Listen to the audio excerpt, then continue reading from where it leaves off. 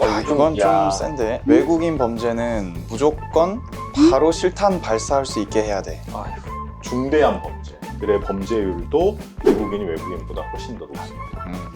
한국인도 어려운데 외국인에게 재난지원금을 다 줘야 됩니까? 똑같이 줘야 됩니까? 이 사람이 안 될 사람들이다.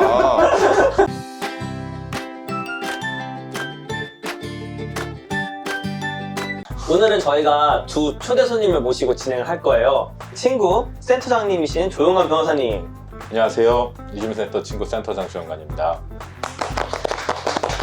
이쪽은 이주민센터 친구에서 비주얼 담당하고 있는 아이고, 법무법인 덕수의 김범준 변호사입니다. 와. 오늘은 저희가 두 변호사님을 모시고 이야기를 나눠보기로 했냐면 4편 마지막이니까 그 전에 다루지 못했던 이야기들을 한번 다뤄보고 좀 편안한 이야기. 우리가 이제 이주민에 관련된 여러 가지 인터넷 댓글들을 읽으면서 같이 좀 화도 내보고 비판도 해보고 또 팩트 체크도 한번 해보고 또 선풀을 읽으면서 같이 위로도 좀 이렇게 해보고 이런 시간을 한번 가져보도록 하겠습니다. 에피소드 4편. 댓글 읽는 코너를 시작하도록 하겠습니다. 네, 저희가 주제별로 한번 그 댓글을 한번 모아봤고요. 저희가 돌아가면서 한번 댓글을 읽어주시려고 해요. 외국인 최저임금과 관련된 댓글 한번 저희 센터장님을 읽어봐 주시겠어요? 네, 그 외국인 최저임금을 달리 적용해야 된다라는 기사에 달린 댓글인데요. 외노자, 외국인 노동자 줄임말이죠. 외노자에게 국방세 걷어라. 세금도 안 내는 외노자를 왜 챙겨줌? 크크. 우리도 트럼프처럼 하자. 이제 좀 청소할 때다. 청소. 라는 댓글을 달아주셨습니다. 최저임금 관련된 댓글은 그런 게 많은 것 같아요. 결국에는 뭐 세금을 내지 않는데 이걸 왜 챙겨주냐, 약간 이러한 논지가 많이 있는 것 같아요. 세금 냅니다. 할 말은 많지만 아니, 할 말 해도 됩니까? 그렇죠. 삐 해도 됩니까? 해야 됩니다. 네, 해야 됩니다. 시원하게 해주세요 한번. 그러니까 이제 그런 세금 낸다고 약간 이렇게 한번 개인적인 해주시죠. 저희 센터의 의견과 네. 합의되지 않은 네. 부분입니다.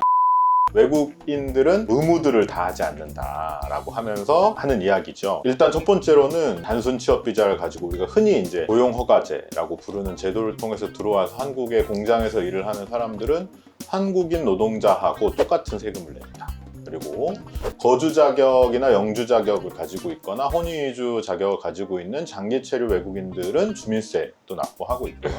필요한 세금들을 직접세를 납부합니다. 그리고 더 중요한 것은 사실 이제 이거 잘 아셔야 되는데 한국의 세수는 이런 직접세들, 그러니까 개인 이름으로 나오는 직접세들보다 부가가치세라든가 물건을 살 때 붙는 간접세 비율이 훨씬 더 높거든요. 외국인들이 물건을 살 때 부가가치세 10% 떼고 사는 거 아니잖아요. 똑같은 이제 물건을 구입할 때 10%의 세금을 내는 건 다 똑같거든요. 그러니까 사실 세금과 관련된 부분에 있어서는 의무를 다 하고 있는 것이죠. 국방세 이야기 하셨는데 국방의 의무를 하지 않는 것은 맞습니다. 근데 그러면 뭐 국방의 의무를 다하지 않는 것이 꼭 외국인 뿐일까요? 다하지 않는 사람들이 뭔가 그것을 보상 조치를 해줘야지만 평등하게 대우해야 되는 것인가요? 그럼 뭐 군대를 가지 않는 여성들한테는 최저임금을 달리 적용해야 된다, 이런 논리도 가능한 것인가요? 그렇지는 않은 것이죠. 외국인에게는 이제 이런 논리들이 좀 있는 것 같아요. 결국 우리가 주변에 외국인들에게 어떤 차별적인 생각들을 갖는 여러 순간들이 있는데, 저는 이제 기본적으로 잘못된 정보들을 확인하는 것이 좀 필요하다라는 생각이 들고요. 다음 이제 그 묶음은 이제 외국인 재난지원금 관련된 댓글인데 이것도 좀 비슷해요. 재난지원금 관련 댓글은 토종 한국인만 줍니다. 토종은 뭐야? 그러게요. 뭐, 토종이십니까? 토종이야? 토종이세요? 아니겠죠. 뭐, 토종이세요? 아니 뭐 토종이 아니구나. 조상 중에 누군가는 외국인이 있겠죠. 아, 그래. 토종? 토종이 뭐지 근데? 모르겠어. 토종이 뭡니까? SB님, 토종에 대한 정보를 저희에게 좀 알려주시면. 저희 한번 유전자 검사 해보도록 하겠습니다. 네. 예, 국방의 의무도 안 하면서 무슨 혜택을 달라고 하는 거냐? 어이가 없네. 네. 뭐 이런 댓글도 있었고요. 아까랑 비슷한 거죠. 이런 거. 한국 국민도 어려운데 외국인은 추방해야 됩니다. 이런 논리도 많이 있으시죠. 아니, 한국인도 어려운데 왜 외국인을 도와줘야 되냐? 한국인도 어려운데 외국인에게 재난지원금을 다 줘야 됩니까? 어떻게 그렇죠. 생각하십니까? 당연히 드려야죠. 왜요? 한국인도 어려운데. 아니 외국인이 어려운 거랑 한국인이 어려운 거랑 외국인은 사람 아니에요?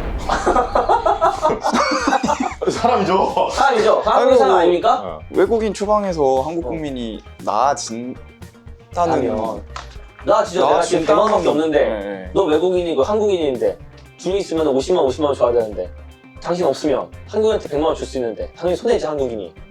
그래 똑같이 줘야 됩니까? 이 사람은 안 될 사람들이다. 아니 왜 화를 내요 그런 때. 이 사람들이라뇨. 사람들이라뇨. 처음 보시는 사람인데 오늘 어? 네, 이 사람들이 저는 아니. 일단 잘 모르겠고 일단 줘야 돼. 일단 줘야 돼. 좋아요. 느낌상. 느낌상 줘야 돼. 줘야 돼. 인간이라면 인지상정 줘야 돼. 그렇죠. 좋습니다. 그렇죠. 네. 조금 더 그러면 논리적으로 설명해 주신다면? 그래서 저희가 이걸 가지고 설명을 할 때는 재난지원금의 성격이 뭐냐 막 이런 얘기도 많이 합니다. 그러니까 재난지원금이라는 게 이 초유의 사태에서 지역 경제를 활성화시키고 얼어붙은 경기를 이제 좀 깨는 역할을 하는 건데, 그런다면 이제 지역의 돈이 흐름이 풀려야 되겠죠? 그럼 결국 그 목적은 소비를 진작시키기 위해서 정부에서 지원금을 주고 그것이 이제 사회에 풀리게, 지역사회에 풀리게. 사실은 다들 아시겠지만 이 재난지원금은 그 목적으로 쓰지 않으면은 소멸되는 거잖아요. 어디 뭐 외국에 송금할 수 있는 것도 아니고. 그렇다면은 그 지역에 살고 있는 사람들이 균등하게 그걸 소비했을 때, 그리고 그 소비할 사람들에게 그 돈을 지원금을 줬을 때 목적에 부합하게 되는 건데, 이주민들도 지역 주민이고 살고 있고 거기서 경제 활동을 하고 노동을 하고 그 돈을 받은 걸로 이제 지출하는데, 그렇게 된다면은 그들에게도 평등하게 이제 재난지원금을 지급했을 때 더 이 재난지원금의 어떤 목적에 부합하는 효과를 달성할 수가 있겠죠. 네, 그렇게 접근한다면 사실 국적으로 이것을 구분하는 것은 정책의 목적과 반하지 않나, 뭐 이런 주장도 해볼 수 있을 것 같습니다. 역시 공부를 많이 했어. 그러게요. 오, 힘들어. 와. 이 원테이크로 가려면 되게 힘들다. 저는 이제 그런 생각도 해요. 재난이라는 거는 말 그대로 개인이 극복하기 어려운 사회적 현상이잖아요. 이거를 막아내는 힘이 외국인들이 그럼 충분하냐? 저는 그럼 안 줘도 된다고 생각해요. 한국에 살고 있는 평범한 노동자, 한국인 노동자와 외국인 노동자들의 어떤 생활 수준, 임금 격차, 그 사람들이 놓여있는 환경, 맺고 있는 관계, 월 수입, 이런 것들을 비교해 보면 사실 재난 상황에서 보호해야 되는 필요성이 누가 더 크냐. 그리고 이 사람들을 보호하지 않으면 결국 이 사람들만 위험해지는 게 아니라 우리 사회 전체가 위험해지는 거거든요. 재난 상황에서. 이런 사람들이 코로나에 아무런 방역을 할 수 없고 계속 코로나를 걸릴 수밖에 없는 상황이 된다고 하면 우리 사회 전체가 더 위험해지는 거죠. 재난이라는 것들을 대응하는 스스로의 힘이 외국인들에게 더 부족하다면 오히려 외국인만을 위한 재난의 어떤 지원 정책, 이런 것들이 그 사람들을 위한 정책이라기보다는 우리 공동체 전체를 안전하게 할 수 있다는 측면에서 고민이 필요하다, 이런 생각이 듭니다. 좀 생각이 바뀌셨습니까? 그럼요. 아니지. 원래 이런 생각 원래 갖고 있었나? 당연하죠. 역할을 만들어 생각했을 순간. 이건 좀 야, 센데. 세다. 외국인 범죄는 무조건 바로 실탄 발사할 수 있게 해야 돼. 아휴. 외국인 범죄자들은 작은 범죄라도 죽여도 정당방위 인정해야 돼. 다음 거, 이게 다 인권이니 뭐니 감싸고 도는 집단 때문에 갈수록 심해지는 거 아닌가. 남의 국가에 체류하는 주제에 온갖 범죄를 저질러도 인권을 존중해 비행기값 내줘서 밥 먹여줘서 대한민국은 외국인이 살기 좋은 나라로 만든 윗비들의 결과물. 이제 인권이 뭐니 감싸고 도는 집단. 네, 절 이야기하시는 것 같은데요. 집단의 장이죠. 센터장을 맡고 있습니다. 이거는 뭐. 근데 사실 이게 저도 이제 외국인들이 범죄율이 높은 거 아니냐, 이런 생각들을 하는 사람들이 되게 많은 것 같아요. 특히 매스컴이나 이런 데 이제 외국인들이 저지른 범죄들이 굉장히 보도가 많이 되고, 특히 막 폭력적이거나 잔혹한 범죄들이 보도가 많이 되면서 외국인 범죄율이 높은 거 아니야? 이런 식의 이제 생각들을 좀 갖고 있는 것 같은데, 어떻게 생각하세요? 외국인 범죄율이 더 높은 것 같습니까? 그렇지 않은 것 같습니까? 그럴 리는 없다고 생각하고요. 그게 계속적으로 반복적으로 미디어에 노출이 되니까 그게 더 많아 보이는 거지. 상식적으로도 한국인이 훨씬 많은데 한국인 범죄가 훨씬 많겠죠. 한국인이 한국인을 대상으로 한 범죄가 훨씬 많을 텐데 외국인이라는 이유만으로 계속 미디어에 노출이 되다 보니 이렇게 많이 보이는 것처럼 착시가 있다고. 예. 형사정책연구원이라는 우리나라 이제 대표적인 형사정책 연구 집단에서 이거를 몇 차례 연구를 한 적이 있어요. 그 결과를 보면 같은 인구수 집단으로 놓고 봐서 예를 들어서 아까 김범준 변호사님 말씀하셨던 것처럼 당연히 범죄 수는 내국인 범죄 수가 많죠. 사람 인구수가 많으니까 인구수 비율을 조정을 해놓고 비교를 해보니 외국인들이 저지른 범죄율이 내국인이 저지른 범죄율의 절반 수준, 오히려 훨씬 낮아요. 훨씬 낮고 절반 수준이고, 또 그 통계가 이제 한번 나온 이후에 뭐 그런 폭력이라든가 살인 혹은 뭔가 외국인들은 막 칼도 쓰고 그런다는데 이런 범죄율이 더 높겠지 라고 해서 또다시 조사를 해봤는데 4대 강력범죄, 살인, 폭력을 비롯한 4대 강력범죄와 중대한 범죄들의 범죄율도 내국인이 외국인보다 훨씬 더 높습니다. 사실 좀 당연한 거예요. 뭐냐면 외국에 가서 범죄를 일으키기란 굉장히 쉽지 않거든요. 사실. 표현이 좀 되게 묘한데 너무 화가 나던데. 예를 들어서 미국에 공부를 하러 갔어. 미국에 돈을 벌러 갔어. 거기서 뭔가 내가 내 동네였으면 진짜 술 먹다 한 대 때리고 싶은 사람이라도 안 되는 거거든. 그쵸. 왜냐면 이게 적발이 되거나 하면 나는 쫓겨나와야 된다라는 생각을 하기 때문에. 그리고 대부분 발생하더라도 외국인과 외국인 사이에 발생하는 범죄의 횟수가 훨씬 많아요. 그러니까 외국인이 내국인을 상대로 하는 범죄보다 같은 커뮤니티 내에서 술 먹고 놀다가 싸우고 사기치고 뭐 이런 거죠. 사람 사는 세상은 다 비슷하니까. 근데 이제 아까 말씀하셨던 것처럼 외국인들이 내국인에 대한 범죄가 일어나면 이런 것들이 매우 자주 보도되고 자극적으로 보도되고 하다 보니까 이제 그런 인상들이 있고 하는 것이죠. 그래서 대표적인 어떤 우리의 선입견 내지는 편견 중에 하나, 외국인들의 범죄율이 높을 것이다 라는 것이고. 그 방금 말씀하신 것처럼 단순히 뭐 범죄를 저질렀기 때문에 이런 댓글이 달리는 게 아니라 결국에는 이 미디어나 이게 어떻게 우리 사회에서 조명이 되는가, 어떤 시선으로 바라보고 있는가 게 큰 것 같아요. 네. 그래도 최근에 저희 센터장님께서 이 어떻게 한국 사회가 이주민을 바라보는지, 미디어에서 어떻게 보여지는지에 대한 또 굵직한 사건을 하나 해주셨어요. 아주 의미 있는 사건을. 바로 청년경찰 소송이란다. 청년경찰 소송인데요. 그거에 관련된 아주 재밌는 댓글을 진행하도록 해보겠습니다. 청년경찰 소송이 뭐였는지, 그리고 중국 동포 혐오에 대한 기자회견이 대체 무슨 사건이었는지를 간략하게 이해해 주시면은 PD님이 하면서 다 설명 알아서 해주실 거예요. 네, 그렇습니다. 됐죠?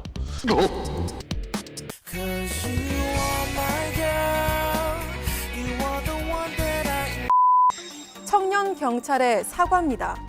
2017년에 개봉한 영화 청년 경찰. 당시 560만 관객을 돌파할 정도로 큰 인기를 누렸죠.